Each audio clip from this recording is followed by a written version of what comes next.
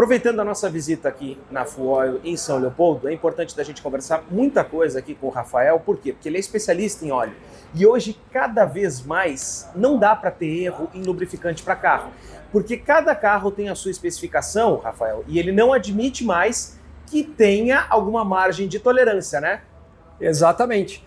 Hoje a gente trabalha com uma curva de lubrificantes muito ampla, né? Os carros novos, híbridos, cada um com a sua viscosidade, né? Salvo alguns casos que já chega um carro que foi modificado por algum motivo, já chega um carro que foi modificado, vamos dizer assim, mecanicamente, foi feito o motor, né? Já alterou o diâmetro de cilindro, então acaba alterando a viscosidade por conta disso muitas vezes, né? Onde você tem um cilindro que saiu do diâmetro inicial para um 0,25, você já tem um cilindro maior. Pelos carros estarem mais específicos, por exemplo, Fiat Argo usa 0,30, né? E não dá para alterar, por exemplo, para outro? E por que não pode alterar mais o óleo? Então, a gente tem o 0 como temperatura fria, o 30 com temperatura quente. A gente faz uma avaliação, normalmente por quilometragem. Aí o cliente normalmente diz assim, cara, ele está consumindo óleo. Aí a gente vai olhar, poxa, não tem vazamento, não tem nada, porque quando o carro chega aqui, a gente faz um check-up geral, de cima a baixo, literalmente. Então vamos supor, o cara está consumindo, não está queimando pelo escapamento, ele está consumindo frio. Então a gente tenta ajustar de um 0,30 para um 5,30, desde que o cliente esteja de acordo, né? Ele assim, cara, eu não vou levar para o meu mecânico, eu acredito que isso vai resolver. E normalmente resolve, pela experiência que a gente tem, pelos treinamentos que a gente tem hoje, os próprios fornecedores de lubrificante, eles nos dão muito treinamento, né? A gente já está correndo atrás, inclusive, de treinamento para carro elétrico. O carro elétrico tem fluido de freio, tem alguns que tem óleo, ele é bem diferente, a gente estava dando uma estudada já nisso, é um 0,16. Cara, é muito louco, é uma aguinha, né? Não parece um lubrificante. Sim. Então, assim, a gente está sempre estudando, correndo atrás, se especializando para atender o nosso público da melhor forma possível. Outra pergunta, Rafa, que também é importante, que a gente tem carro, por exemplo, como o Chevrolet Onix, e até tem um no nosso canal com 220 mil quilômetros e que o óleo lubrifica a correia.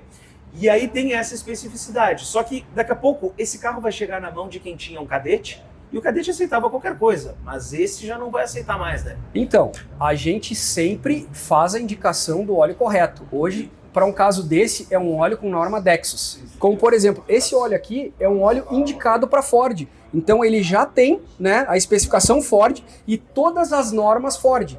Vou te dar mais um exemplo. Esse óleo aqui é Dexus. Ele é indicado para toda a linha de corrente banhada a óleo. Correia banhada a óleo, né? Então a gente trabalha, e isso eu estou te dando um exemplo do nosso carro-chefe inicial, mas a gente tem outras marcas mais consagradas ainda, tipo Motul, Petronas, enfim, que são também baseadas nas normas que atendem determinados veículos.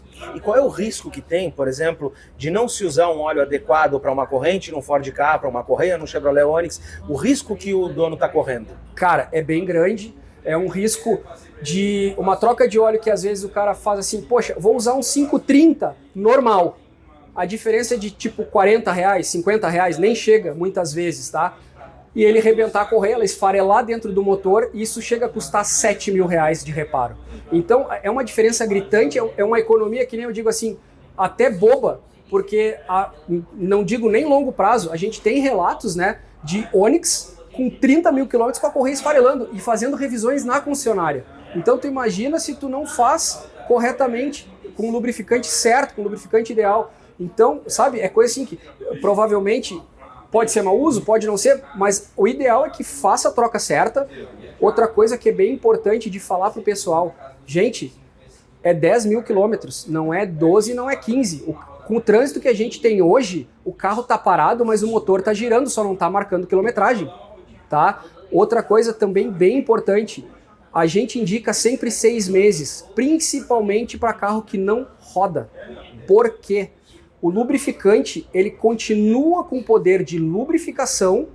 Em compensação, se o carro não entra em temperatura ideal, ele não resfria ideal, ele passa a perder as propriedades de condicionamento. As propriedades de lubrificação não perde, mas todos aqueles aditivos próprios para atender o Ford, para atender o GM, eles perdem, eles acabam. Então tu tem lubrificação, mas tu não tem aditivação, né? E aí é que acarreta problema. Vamos supor o Lexus. Tu tem um Onix e tu roda 2.000 km por ano. Esse carro ele não trabalha em temperatura ideal. Esse carro trabalha numa temperatura que ela esquenta e esfria bruscamente, né, abruptamente, e o que acontece? Ele perde a aditivação, ele não deixa de lubrificar, mas a aditivação, que é o que protege a tua correia banhada a óleo, ela simplesmente acaba. Para fechar, Rafa, por que eu te falei do Cadete, por exemplo, na pergunta anterior? Porque um motor AP ou um motor família 2 da GM, eles toleravam esse mau uso que talvez as pessoas foram dando ao longo do tempo.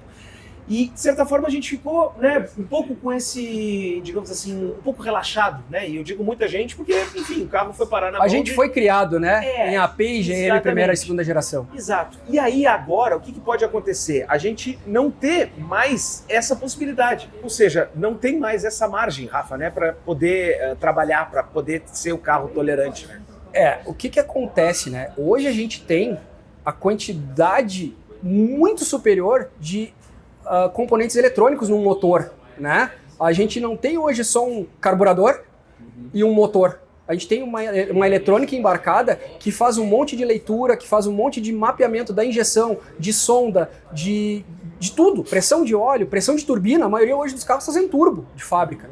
Então, a gente tem um avanço de tecnologia que nos obriga, né? Melhor dizendo, nos obriga a trabalhar com uma menor margem de erro possível. Porque se tu usar um lubrificante errado, se tu usar um aditivo errado, tu tá colocando em risco todos esses sensores. Pode entupir, pode, enfim, que nem a gente tem hoje o EGR e o DPF dos carros a diesel, né? Se tu não usar um óleo para EGR e DPF, tu tá comprometendo sim a vida útil do teu motor, a limpeza do teu motor. Nós vamos voltar mais vezes aqui na Full Oil em São Leopoldo, mas já quero agradecer o Rafa pela parceria. Obrigado. Uma parceria que vai dar bem certo, já tá dando, né? A gente já tá fazendo alguns projetos. Já vou visitar ele agora de tarde, tem um barulhinho no meu carro, vou trazer ele aqui. Vou vir lá de Porto Alegre para vir para cá. É isso aí. Te aguarda de tarde. Tchau e até a próxima.